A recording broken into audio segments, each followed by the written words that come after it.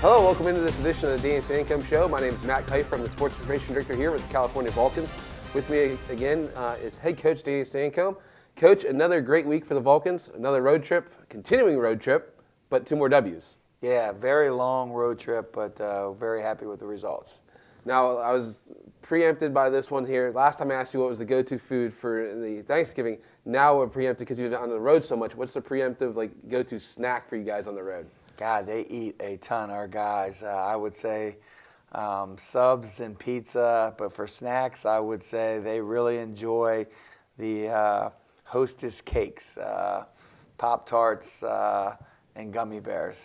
Yeah, you guys have definitely been on the road, but guess what? You finally get to play at home here on Sunday, but it's still not quite a home game. We're throwing to a throwback, the Hamer, but we'll get to that later. But you started the weekend road trip, PSAC crossover play with Millersville. Marauders, tough place to play a little bit there, and then you go to overtime in the first game of back-to-back. Yeah, the trip was long. You know, it's about a 3.5-hour trip to get there, and it was a long trip. There was traffic, so we got there the night before. Millersville was very good. Obviously, they were 4-1, 4-0 at home. We knew it was going to be a tough game, and it was pretty much exactly what we expected. So we were happy that defensively we were very solid defensively without our big problem was we fouled too much that game and put them to the line, but our defense and overall was good. We made it difficult for them to score. They scored a lot from the line, but our defense was solid. I was happy with that. Yeah, it's an 89-87 victory. Front end of a back-to-back. You probably don't want to go to overtime the first game, but you guys are still able to get the win. Big game again for KJ McClurg, 27 points, 12 of 14 from the line. Looking at also Jermaine Hall, double-double, 13 and 12. And then Antoine Arnett, 13 points off the bench, 5 rebounds. And even Donald Whitehead, 9 points, 9 boards, and 6 assists. Yeah, just very well balanced team. KJ's been playing at a very, very high level. He continued to do that through the entire weekend. He scored the ball well for us. He also rebounded, played very good defense for us. Jermaine is really starting to get into it. He played very, very well against Millersville on both ends, which really, really helped. And Antoine was just was great for us this weekend. Just scored the ball for us against Millersville. Also played very good defense and rebounded the ball. And Donald controlled the ball. Obviously having 9 rebounds from your point guard, that's great. He cleaned up all the long rebounds, which he's quick and was able to get to the ball, which was great for us. And one of those ones, sort of an awkward game for you guys in terms of you guys are only 5 of 19 from beyond the arc. Obviously, you guys shoot much better than that most of the time, but you went 22 of 27 from the line, so that really kept you guys in it and kept the game close. So that anytime you had issues at the long distance, you were able to take advantage of the charity stripe. Yeah, there was a lot of fouls called in that game for both teams, and key players were in foul trouble. But our guys did a good job attacking and converting when they went to the line. And I felt like Zion Collins did a really good job for us closing the game. He had some nice attacks late in the game and overtime to get us some easy baskets. Yeah, you talked about going to the free throw line a lot. Millersville 36 times in the game. Their big 2 guys, Day Waters and Jane Faulkner, went a combined 22 of 25. But Faulkner missing a huge free throw there toward the end of the game. Yeah, he was so good from the foul line, and he attacked so well. And he did. I think he maybe made 8 or 9 in a row. And finally, he missed one, which was very, very good for us. Now, again, that game's a little bit different, too, for the aspect of you played after the women's. The women also went to overtime. So you guys, women go to overtime, you go to overtime, and you got to get on a bus and go to Shepherd late at night after those games, and they'll probably get to the hotel pretty late going into Shepherdstown. Yeah, and I didn't realize Shepherd was that far from Millersville. It's a 2.5-hour trip, so we got back to the hotel like around 10:40, and there was a big wrestling tournament, and wrestling teams were checking in. We didn't get into our rooms until about 11 p.m. But you found a way to bounce back because the Shepherd was an early game, so that way you guys could get back at a decent hour on Saturday. And going against Shepherd, you pulled out a 73-70 victory against the Rams. Yeah, hard-fought win. Shepherd did not quit. We had them down multiple times in the game, and they just continued to battle and really got hot in the last 3 minutes of the game and made us earn that game. It came down to the wire. We had to make key foul shots, and our guys stepped up to the line again and did a good job. Yeah, KJ led the way, 20 points, 7 boards. Jermaine, 18 points, 5 of 7 from beyond the arc. So he was one of those games he was just feeling from beyond the arc in the long range. And Antoine, 29 minutes off the bench, because of foul trouble, 13-8. Just again, huge moments there for a freshman getting his time to play in the PSAC crossover. Yeah, really happy for Antoine too. He's one guy that really works at his craft.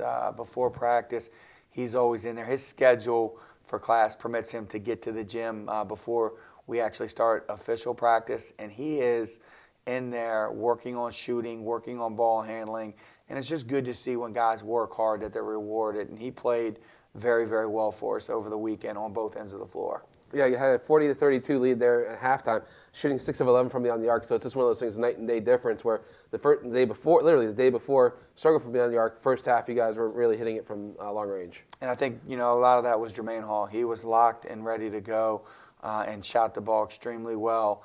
For us to start the game, and he just kept scoring and scoring, and he got open and made a couple shots, felt good. Then he started making some tough shots.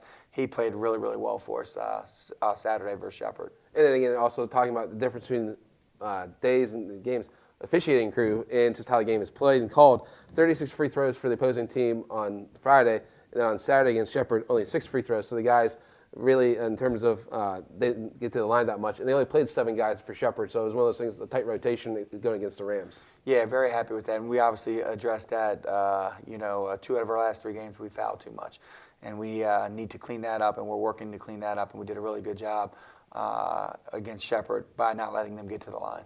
Yeah, and then yesterday, being Monday, KJ McClurg got named PSAC West Athlete of the Week. Just having a phenomenal season, leading the conference in scoring, like top 5 in the conference and almost every other stat offensively. Just been a dynamic player for you guys overall all year, and getting the first accolade of his career, weekly honor from the PSAC. Yeah, well deserved. KJ is such a blue-collar player. He plays so hard on both ends of the floor. Obviously, I think people look at it and see his shooting, and he's a great shooter, but he's a scorer. Like, he can get to the free throw line, he can attack the basket, he's got great mid-range game, and he's such a great rebounder on both ends of the floor, and he's just so tough. He's just always going to give you his best. Whether he's making shots or not, he's going to play on the defensive end and do the little things, and very happy. Obviously, he was the player of the week, and I think, to us, it's a little bit of a team award. You usually don't get those awards if you're, go 0-2 or 1-1. It makes it a little bit more difficult. So, I think winning the 2 games makes it a little bit easier to get him. But he's played so well for us this year, and we'll need him to continue to play at the level he's playing. Well, we'll take a quick break here and preview some PSAC contests coming up down the road in a couple weeks, but also 2 home games here, finally for the Vulcans coming up here at California. We'll be right back. Come on out to the Convocation Center and support men's and women's basketball for the 2023-2024 season. The Vulcans are looking to put the PSAC on notice this year after both teams are picked towards the top of the preseason conference rankings. There will be 13 men's games and 16 women's games at home. Follow calvulcans.com for any update. All games will be live on CUTV Sports 1 and the PSAC network. Come out. Our team's going to be very exciting.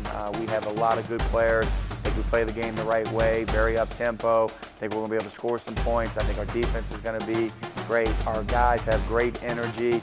Come to our games. I think once you get here, you'll really like what you see. I think it's exciting. These players put in a ton of time, a ton of effort to put out a good product on the floor. And like I said, I think it's super exciting, and you'll really want to come back. The PSAC Digital Network is on the cutting edge of live event production and streaming. Every season, the PSAC Digital Network features nearly 2,000 contests, over 1 million unique viewers, over 26 million minutes watching thrilling PSAC competition, including 22 PSAC championship tournaments and events.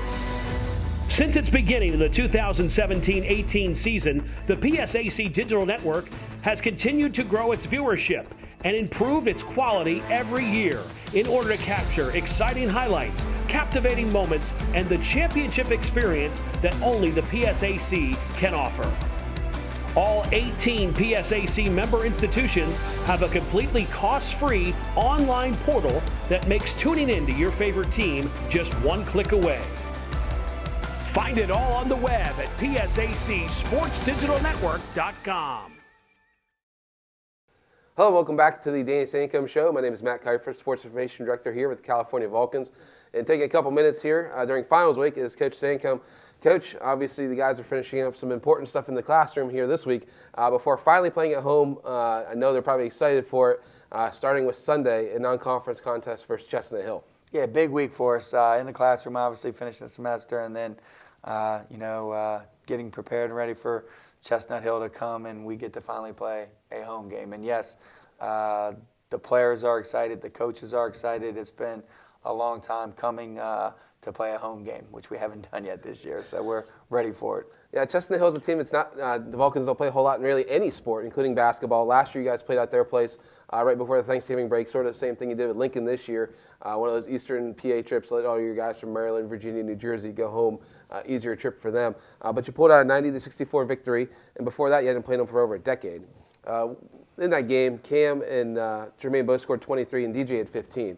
Looking back against the Griffins there, what do you remember about that contest? Yeah, we played well that day. We had played the day before, 2 days before, and didn't play well at all. And I was a little bit worried going in there, and we really played well on both ends of the court. Obviously, they have a new coach, a new system that's going to present some new challenges for us. So, obviously, we started yesterday to start to work on what we need to do to get ready. The good thing is for us, we need a little bit of rest, and not playing until Sunday is a nice thing, especially obviously when we're in finals. So we're cutting practice a little bit short. It's been condensed yesterday and today, and even tomorrow, and then we'll pick back up pretty hard on Thursday. But we want our guys to focus in on their academics now and finish the semester. Yeah, Chestnut Hill coming in, they're 1-7 right now. You're getting on the back end of a back-to-back day. They're playing Seton Hill the day before, so they're sort of making a combination trip out of this year. So you get them maybe a little bit, hopefully they have a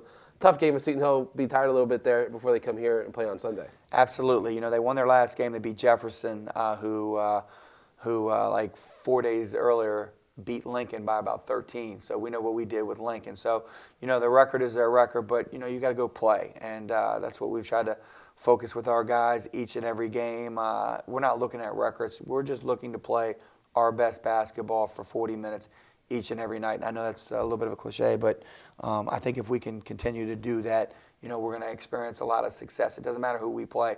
We need to do what we do. And then a couple days after that, you finally get to go back at the Convo and play a traditional home game against Wheeling, a program obviously in the region. I played them last year in the season opener, pulled an 82-73 victory at a neutral site. But before that, they hadn't played since 2010. And even then, that game, KJ and Keith both had 20-point games, and 5 guys went double digits. First game of the year last year was kind of hard for both teams to really know what you were at that point. You're just trying to figure out how the guys play together. Yeah, we weren't a very good basketball team at that point. We were happy that we won. I thought we continue to get better. They'll present some challenges too. We've watched them play a couple times. They've got some good bigs. They got some guards that can break down. So obviously, after we finish with Chestnut Hill, we'll have to get ready and have a pretty quick turnaround to get ready for Wheeling. Yeah, they got West Virginia State and Charleston this week, so they got 2 games before they come here, and they got a big 6'7" Marcus Johnson averaging 20 and 9.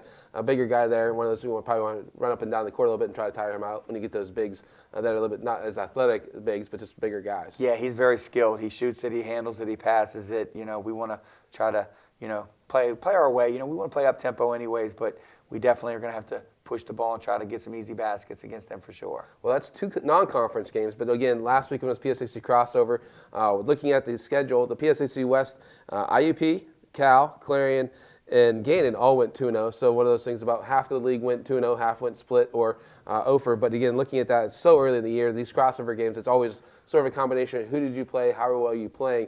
What do you really look at crossover-wise, standing-wise, how they played so far? Well, obviously happy we won 2 because, for us, all the West teams going east, it's tough. And I think last year, IUP was the only team that won both games to start last year. So, to have multiple teams do it this year obviously is good for our side.